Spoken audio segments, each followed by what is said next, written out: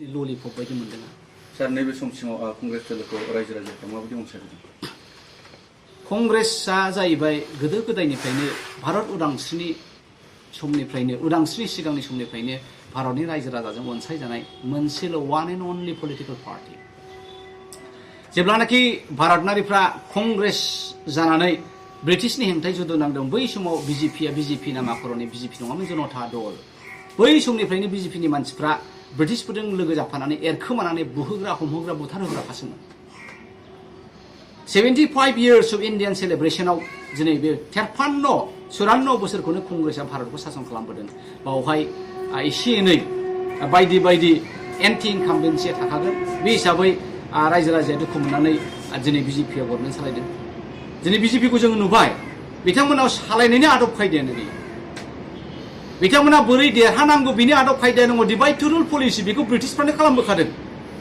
हिन्दुखौ मुस्लिमनिफ्राय गोजान खालामनाय, मुस्लिमखौ हिन्दुनिफ्राय गावहोनानै बिथांमोना भारतखौ सासन खालामदों। बे एखे टेकनिकखौनो दिनै बिजेपिआ ख्रिस्टानफोरजों हिन्दुफोरजों गावहोनाय, मुस्लिमफोरजों हिन्दुफोरजों गावहोनाय बेखौ खालामनानै दिनैबो बे भटखौ आदाय खालामबाय थादों। नाथाय सासनाव फैनानै बिथांमोना भारतखौ बोरै सासन खालामनांगौ बेखौ मिथिया। नट बन्दी खालामनायाव कि कारेन्सि चेन्ज खालामनायाव कि हाजार कोटि भारतनि मुल्य, भारतनि बिजनेसमेन, भारतनि देरफुनाय मोनसे अर्थ इक'नमिक्सआ एकबारैनो बेसेबांबा गोजौनिफ्राय गोग्लैनानै ख्राम थेर बेथेर जाजोबदों। दिनै बेखौनो रिकभार खालामनो हायाखै। बिजेपिआ बे 10 बोसोराव 12 बोसोर 13 बोसोर 14 बोसोराव मा डेभेलप खालामनो हाया।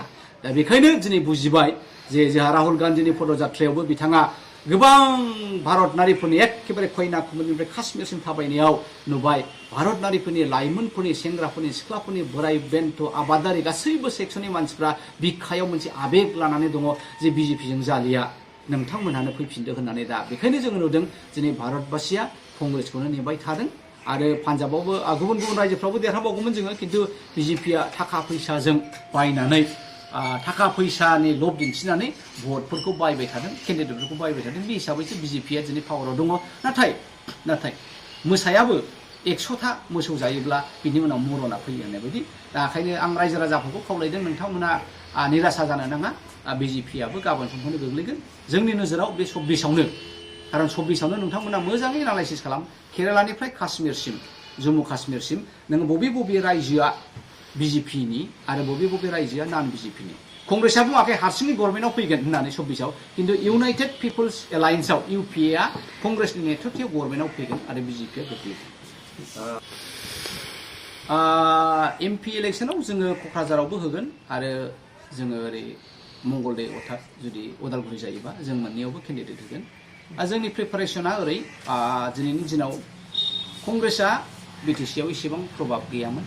गैयैनि खारना बेनो बै समावहाय 15 बोसोर तरुण गगৈ साहाबनि गभर्नमेन्टआव तरुण गगৈ साहाबा अर्थात कंग्रेसआ बर'फोरखौ सनमान होदों।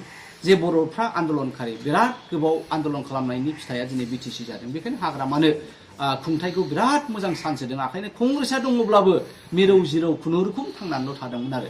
दा बावहाय बिटिसिआव कंग्रेसनि खुनु परिबेसानो गैयामोन। खिन्थु दिनै बे जेब्ला गरजन मोसाहारिया आंनि टिमखौ लानानै आङो हाबो कंग्रेसआव, अब्ला बिटिसिआव मोनसे दोहौ फैफिनदों। आरो बे दोहौआ ओरैबायदि आं नुहुरदों दिनै डेफिनेटलि जोंहा थाखा फैसा गैया, खिन्थु अल्टारनेटिभ मोनसे बेबस्थाखौ रायजो राजाया नागिरदों। खारना बेनो बिटिआर एकर्डनि उनावहाय दिनै जोङो बिजेपिनि आसल रुप आरो आखलखौ नुबाय जे बिथांमोना ट्राइबेलनि बेसेबां हेंथा, बर'नि बिथांमोना जेसेबां हेंथा, मोनफ्रोमबो इस्युआव बर'खौ हारासमेन्ट खालामनाय, फेक एन्टार खालामनाय, उमुक खालामनाय, एखम्बा सोरबा एएसपिखौ हरगोन, एखम्बा सोरबा डिसिखौ हरगोन, जायआव एन्टि बर', जाय डिसिआ बर'फोरखौ मोजां मोना बेखौसो हरो क'क्राझाराव, जाय एसपिआ बर'फोरखौ मोजां मोना एनकाउन्टार स्पेसियलिस्ट एसपिफोरखौ हरो। एखे आगसि आगदा ओरै गावबानो नाङो जाहैदों। मेगन बिसोरनो गावलाबायबानो बर'नि बिखायाव नाङो, बर'नि सेंग्रा सिख्लाफोरनाव नाङो, खर'ल' नाङो। आथिङाव गाहाय गावबाबो गुलियानो फट बोनानै माने बिखायाव थें नांगोन, खर'आव थें नांगोन, जाहाथे बर'फ्रा आनि थानि सैमाफोर अमाफोर बायदि थैथों। दिनै बिजेपिनि सासनाव जों बेखौ नुदों। कंग्रेसनि जानानै नोंथांमोना इलेक्सननि केम्पेइनखौ माबा खालामो? औ, दा प्रमद बर'नि दा बे इउपिपिएलनि बे गोग्लैनाय, बिजेपिनि गोग्लैनायखौ नुनानै बर' रायजो राजाफ्रा बिटिसिआव मोनसे अल्टारनेटिभ नागिरदों। हाग्रामाया दिनै राइज जादोंमोन, नाथाय हाग्रामानि अबस्थाया ओरैबायदि अबस्था, नोंथांमोना नैबे निउसखौ गोसो होनानै नाय। दुर्गादास बर'आ ओरै मोनसे बाथ्राखौ बुंदों जे আজি সঁচাকৈ বড়ো ৰাইজসকলে বিপিএফ লগত আছে, বিটিচি বাকীসকলে বিপিএফ লগত আছে, হাজাৰ মানুহ বোলে আমাৰ মিটিঙত এতিয়াও আহি আছে। তাৰমানে हाग्रामा डांगरे आखो सरकार আহিলে ভাল এইটো ভাবি আছে কিন্তু একই সময়তে দুর্গাদাস বড় ডাঙরে এটা কথাটো কইছে ক্লিয়ার ভাষা আরে আজিৰ স্থিতিটো এই আগন্তুক এমপি ইলেকশন লৈকে 24 লৈকে বাহাল থাকিব এইটো আমি খব নাপাই কাৰণ আজিলৈ ইয়াৰ পৰা প্ৰায় 1 বছৰে আছে बोसोरसेयानो दङ बे बोसोरसेयाव जोंनि স্থিতিया जोंनि थिरांथाया सोलायनो हागौ दा बहाय मा नुदों हाग्रामा बिथाङा आं बिथांखौ गाज्रि होननो नागिराखै बिथांनि परिबेसा ओरैबायदि जे बिथाङा बिराद महर गोनां महर गोसा गेवलां बिबार बायदि बारफुबाय थादों आरो बे गेवलां बिबाराव मासे जोला सिखिरिया माब्ला बाफैयो बेखौसो नेबाय थादों बिपिएफआ आरो बे गेवलां बिबारा जाहैबाय बिपिएफ मोदोमफ्रु गावलांनाय गेवलां बिबारा बिपिएफ समायना रमायना